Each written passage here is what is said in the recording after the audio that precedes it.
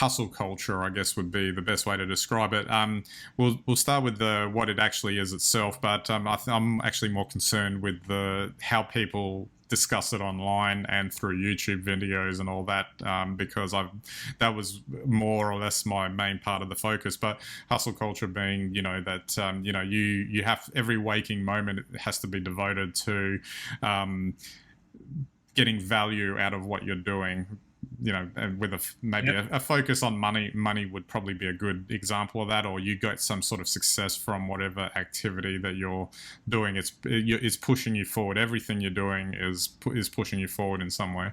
And obviously there's questions around whether that's really good for your long-term mental health, because if you've got that mindset, you could be not thinking about other things like just chilling out, giving your mind a rest, spending time with family and friends, doing supposedly non-productive things, etc., etc. So I don't know if I really want to talk about that so much. I mean, I think that's fairly self-evident.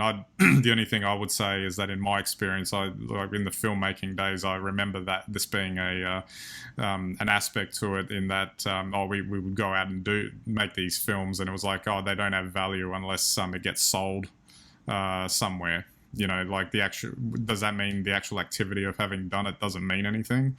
And I've, in the benefit of hindsight, looking at it years later, I think that was a little bit unfair to look at it that way. Yeah, it would be nice if you sold it, but at the end of the day, it's not a complete waste of time either. I don't know if you've had any thoughts about that sort of stuff from your experience. Yeah, I think, everyone considers at some point that, they need to get involved in a hustle. And I mean, hustling is, the original term comes from, was derived from, life in the streets. And, like being a hustler was just getting by on the streets, and that would mean doing deals, whatever that might mean, and getting ahead.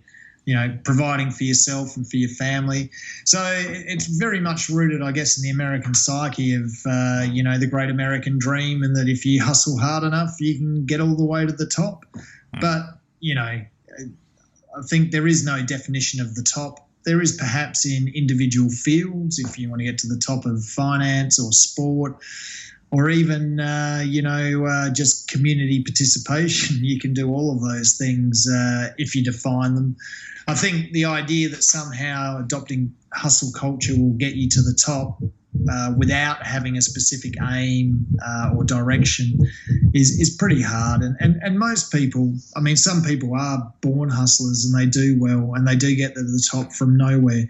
But, a lot of the time, especially in the modern age, I think people who do get to the top usually have a lot of assistance, or at least have a fairly good head start on everyone else. So it's not as foolproof, and I think that's what people have found. So the idea, and we see a lot of these ideas spun on the internet that, by, I don't know, working 24/7, or by eating one superfood, or, there's one simple trick that will help you do this, and people buy into it and give it a go. So I think probably the problem with something like hustle culture is once you say you're in, you're going to be up against as many other hustlers that are in the market, and it would be a pretty rough ride, I'd imagine. Not to mention that when you reach the top, there's probably the inevitable question, now what?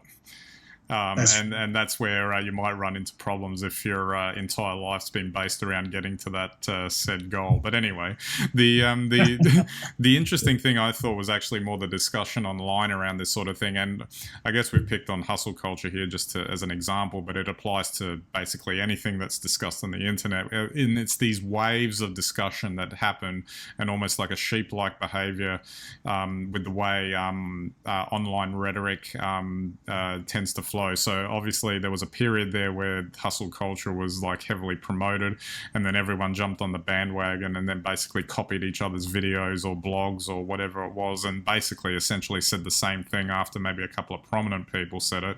And the thing that I've noticed now is that there's a whole wave of these things happening again, but this time saying that no, it's not that good. It's detrimental to your mental health. It shouldn't be the organizing principle around how you should conduct yourself or supposedly lead a successful life.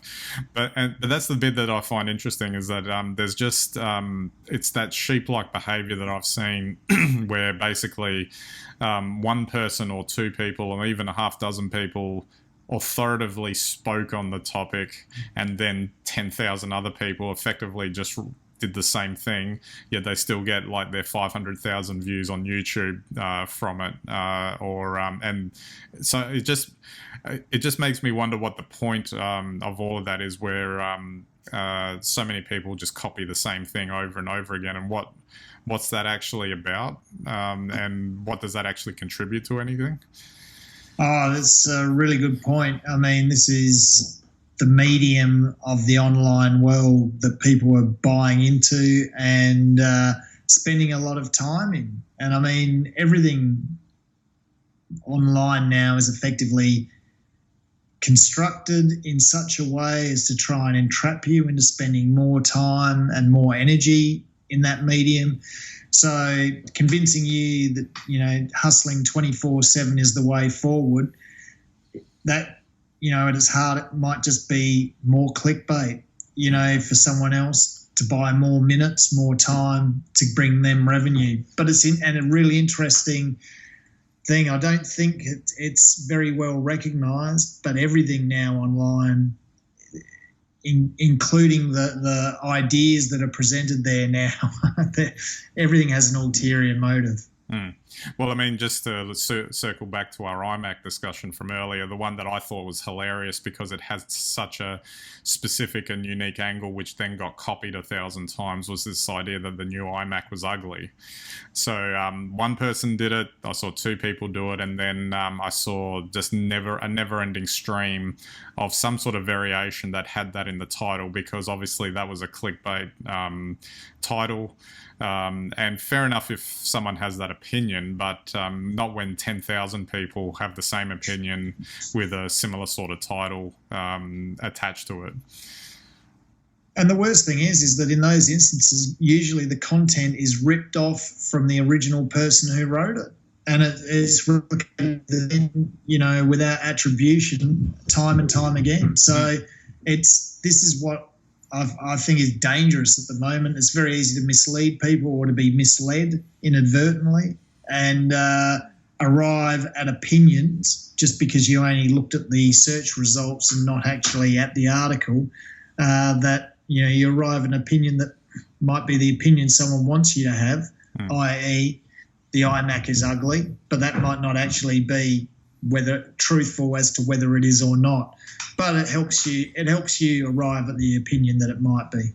I think, and just speaking more broadly, I think it makes it much more difficult now to, say, hop online and try and find a piece of information that will help you with any given topic or might inform you on something, because there's an angle and there's a spin to everything, and then everyone else has kind of done it as well, and you can't really tell what's actually useful anymore.